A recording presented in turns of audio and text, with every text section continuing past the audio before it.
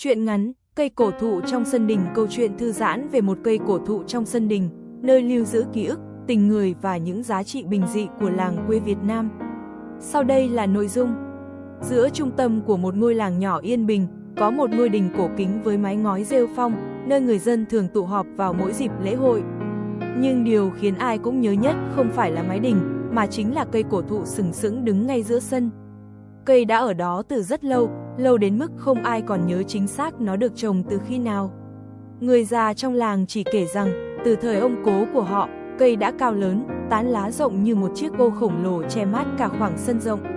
Rễ cây nổi lên mặt đất, ngoằn ngoèo như những con rắn già, bám sâu vào lòng đất như giữ chặt ký ức của cả làng.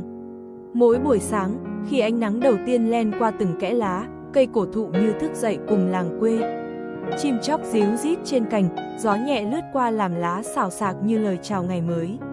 Những cụ già thường mang ghế ra ngồi dưới gốc cây, nhâm nhi chén trà, kể chuyện xưa tích cũ. Ngày ấy, có một cậu bé tên Nam rất thích ngồi dưới gốc cây. Nam không có nhiều bạn, nhưng cậu luôn cảm thấy cây cổ thụ là một người bạn đặc biệt.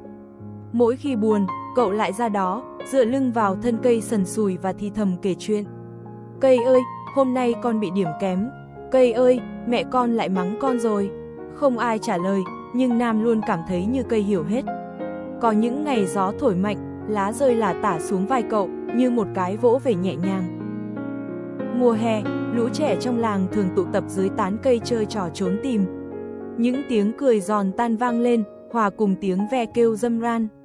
Cây cổ thụ đứng đó, im lặng chứng kiến từng khoảnh khắc vui tươi của tuổi thơ.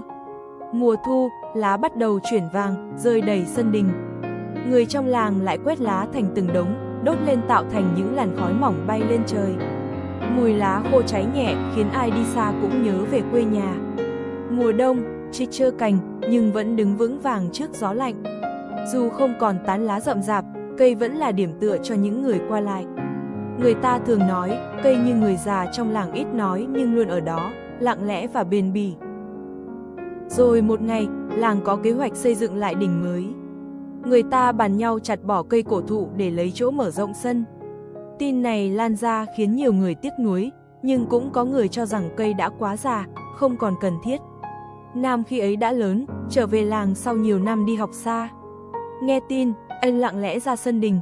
Cây vẫn đứng đó, nhưng có vẻ đã yếu đi, một vài cành khô gãy rơi xuống đất. Anh đặt tay lên thân cây, cảm nhận lớp vỏ sần sùi quen thuộc. Bao ký ức tuổi thơ chợt ùa về, những buổi trốn nắng, những lần tâm sự, những giọt nước mắt lặng lẽ, tất cả đều gắn với nơi này. Hôm họp làng, Nam đứng lên phát biểu, cây không chỉ là một cái cây. Nó là ký ức của chúng ta, nếu chặt đi, chúng ta sẽ mất một phần quá khứ. Một cụ già cũng chậm rãi nói thêm, đình có thể xây mới, nhưng ký ức thì không thể làm lại. Sau nhiều tranh luận, cuối cùng dân làng quyết định giữ lại cây cổ thụ.